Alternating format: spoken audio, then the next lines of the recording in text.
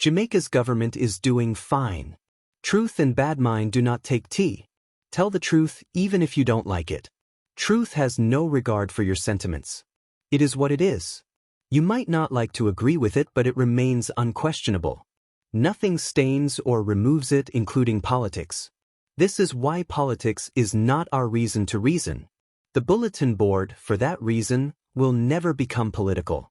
Let us determine to stand our reasoning on the foundation of what is true, regardless of what we feel. Forget about sentiments sometimes, and that might change our world for the better. Why are people offended, and why do they become political when we say good things about Jamaica's current administration? What kind of a bias is this, even in the face of the obvious? Welcome to the Bulletin Board, where truth meets urgency. This is your space for bold commentary on the stories shaping our world, especially the ones they'd rather you ignore. From Jamaica to the heart of Africa, we break down the issues, challenge the narratives, and speak truth with no apology. Considering the Jamaican journey, we found the right prime minister at the right time, and that is the fact. I can only say what I see, especially when it's obvious. Let's be honest. In a world where governance often feels like a performance for foreign donors or a hustle for personal gain, Jamaica's government is doing all right. Not perfect, not without flaws. But when measured against the backdrop of post-colonial dysfunction, especially across the African world, Jamaica stands out, not for its wealth, but for its will. Here's why this matters. And don't be mistaken, much of what got us where we are today span across different parties and administrations.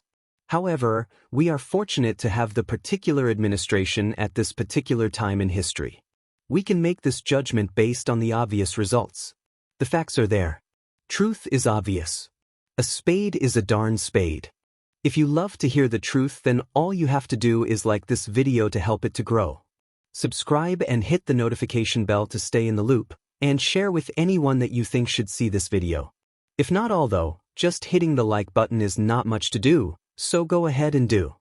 Some people are scared of the truth, and this is why many hate those who speak truth to power. The truth is that we all know that it is what Judas did in Palestine. Jamaica is a small island with a massive diaspora. Over 3 million Jamaicans live abroad, nearly matching the population at home. And yet, the government has managed to maintain a stable democratic system, with peaceful transitions of power, a relatively free press, and a judiciary that, while imperfect, still functions independently.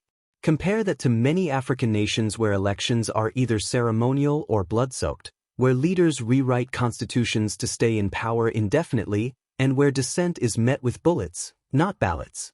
Jamaica's national diaspora policy is a model many African states haven't even attempted.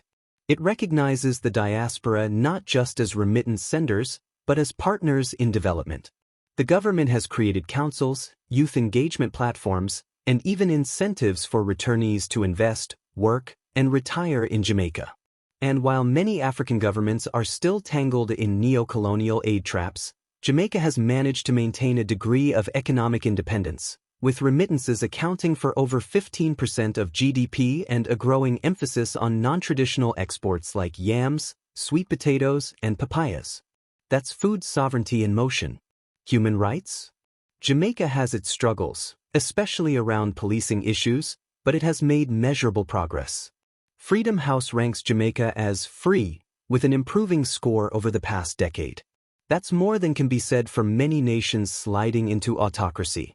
And this is not saying I put too much faith or believe in any Western standard or expect any fair Western judgment. We all know, and I won't pretend, that it is usually just hypocrisy in action, turned into prejudicial moral codes, as means to strengthen neo-colonial control mechanisms. In 2025, the entire world, including the West, must agree and admit by now. It seems that we must have a disclaimer on all we say these days, to declare that not every lie we believe. Anyway, it is established as the conventional order. So, and let's not forget, Jamaica is actively building bridges with Africa. From bilateral agreements with South Africa to direct flights from Nigeria to Kingston, the government is laying the groundwork for a Pan-African economic and cultural revival. That's not just symbolism, it's strategy. So yes, Jamaica's government is doing all right. And in a world where all right often means miraculous, that's worth saying out loud. Our country is near 100% black. We are the people deliberately targeted to downpress. Maybe this channel won't even last long on YouTube because truth is a bother. When truth is a bother in this life, there is something wrong with the system. Do we start telling or accepting lie to please? Not at all. Let's give credit where it's due, not to idolize, but to inspire. Because if a small island with a brutal colonial past and a vicious neo-colonial present can chart a path toward dignity, then so can the rest of us.